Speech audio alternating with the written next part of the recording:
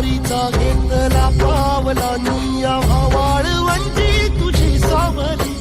गळा भेट घेण्या भीमेची निघाली तुझ्या राम घोषात इंद्रायणी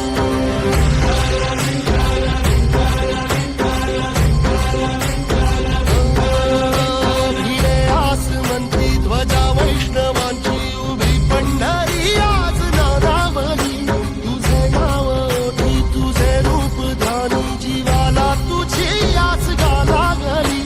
जरी बाप साऱ्या जगाचा परी